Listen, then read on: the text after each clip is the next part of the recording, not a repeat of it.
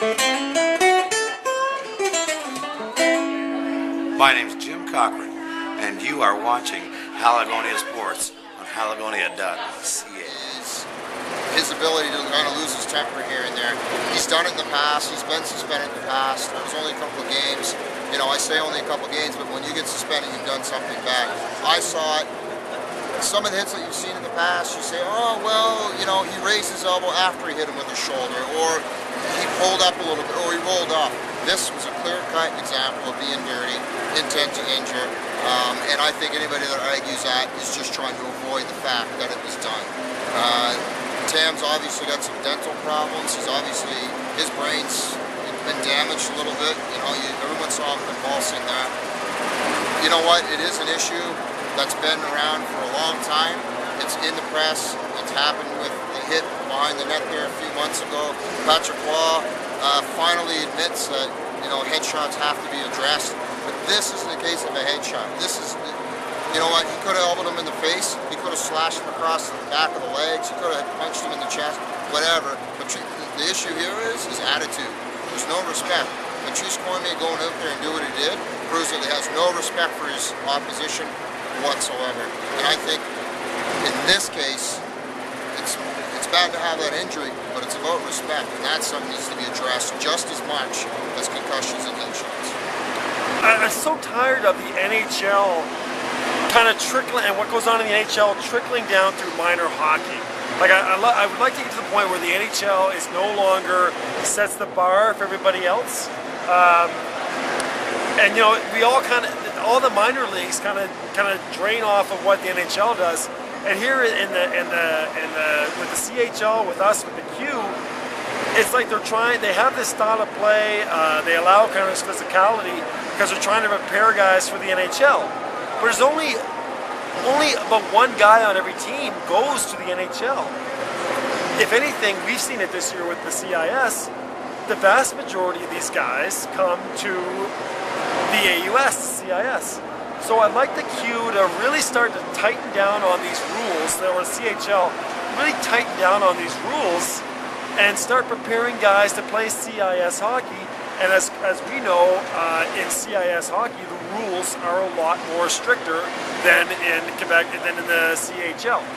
So I just think that it's in the benefit of all of the CHL to start enforcing tighter legislation, tighter rules, so that they can prepare guys to play Canadian university hockey instead of playing NHL hockey. And then when they do that, these kind of things will stop to happen, because we see university hockey every week, and those kind of things don't happen here. And if they do, they're strictly enforced. So I would like to see the university mentality of the legislation come into CHL hockey, so that these players, when they come play CIS hockey, know how to play CIS hockey, and also it will cut down on all these kind of CHL and the Q and the Ontario League and the Western League. I don't think it's as deep-seated as it should be. Maybe there should be committees. Maybe there should be groups of people that are analyzing these types of things that you're talking about. And what are your thoughts on that? Do you think there is a strong enough relationship there? Because really, if you think about it, you got the NHL on top, and then really you've got everything else. Right. Right? And we failed to mention the AHL, right, which some of these gentlemen will go to, but they're a professional hockey player. These aren't professional hockey players. The CHL is not a pro league, and neither is this. There are rules set in place for fighting and stick work and hitting from behind and that sort of thing. But there's really no set rules as per se for other aggressions such as this. Right. There's no textbooks on it. Right. Colin Campbell, the gentleman in the NHL, you know, they've got rules and they've got set ways of doing everything. But and I know they do down here. But as you said, no one's getting together to do this. Do you think that's important, or do you think that each and every one should have their own criteria? Within the sport of basketball, there's basketball, and then there's the NBA. And everybody knows that the NBA isn't real basketball. Like, there's traveling. All the rules are based around trying to make the game more entertaining. And I would just like to get to the point where where in the sport of hockey, we view the NHL as a completely separate entity. And once if guys get the NHL, then they play NHL style hockey. But until then, they play hockey under normal rules. Like college basketball and minor basketball is nothing like NBA basketball.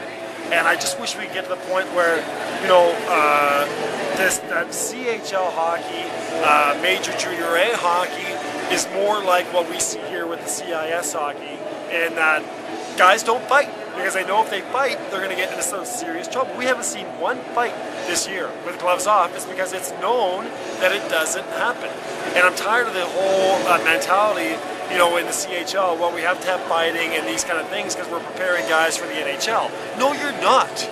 You're not preparing guys for the NHL. You're preparing guys for CIS hockey, because 9 out of 10 guys are going on to play CIS hockey. Only 1 out of every 10 guys are going on to play AHL or NHL. So I think they need to switch the paradigm from saying we're preparing guys for the NHL to we're preparing guys for university hockey.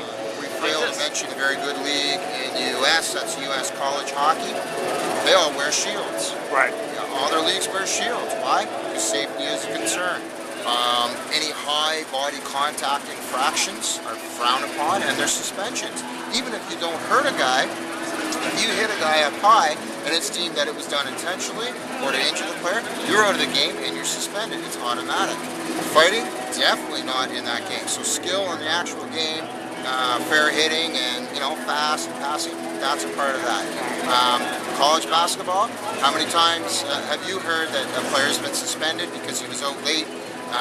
Everything from guns and killing people right down to not meeting up for the proper meeting. He's suspended 3 games, sometimes not even by the college, but by the league that they're in. So that's the way it should be. They're young men or young women, depending on what league they're in, and they do need to be groomed. So I completely get your point. I understand it, but there are some gray areas there as far as who they're grooming them for and what they're grooming them for. And I'm sure there's guys out there that would argue you and myself till they're blue in the face about whether they're supposed to be getting groomed for the NHL or for other leagues. Right.